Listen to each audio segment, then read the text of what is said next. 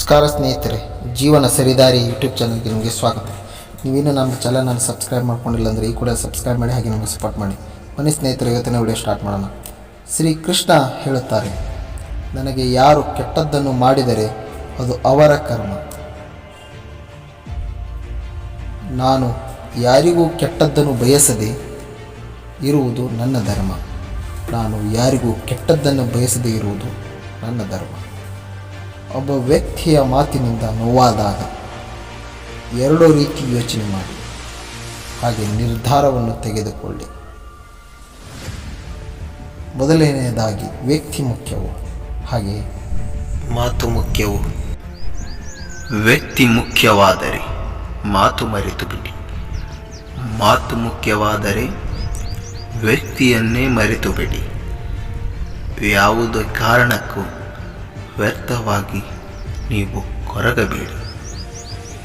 ಭಯಪಟ್ಟು ಕುಳಿತರೆ ಬದುಕುವುದು ಅಸಾಧ್ಯ. ತಪ್ಪು ಸರಿಯೇ, ಹೆಜ್ಜೆ ಹಾಕಿ ನೋಡು, ಗೆದ್ದರೆ ಮುಂದಕ್ಕೆ ನಡೆಸುತ್ತದೆ. ಸೋತರೆ ಮುಂದೆ ನೀನು ಏನು ಮಾಡಬೇಕೆಂದು ಕಲಿಸುತ್ತದೆ.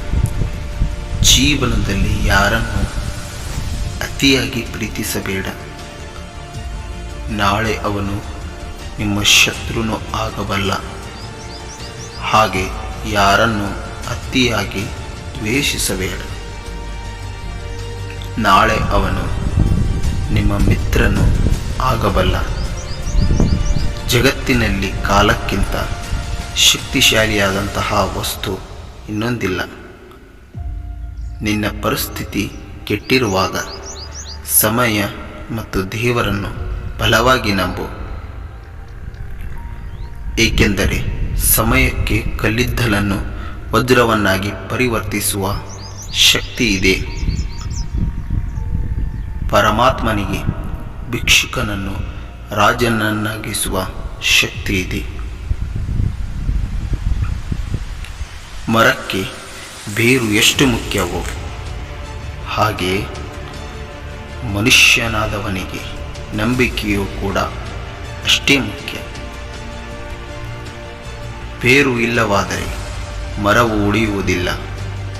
ಹಾಗೆಯೇ ನಂಬಿಕೆಯು ಇಲ್ಲವಾದರೆ ಸಂಬಂಧಗಳು ಉಳಿಯಲು ಸಾಧ್ಯವಿಲ್ಲ. ಈ ವಿಡಿಯೋವು ಇಷ್ಟವಾದರೆ ಒಂದು ಲೈಕ್ ಕೊಡಿ, ಹಾಗೆ ಚಾನಲನ್ನು ಸಬ್ಸ್ಕ್ರೈಬ್ ಮಾಡಿ, ನನಗೆ ಸಪೋರ್ಟ್ ಮಾಡಿ.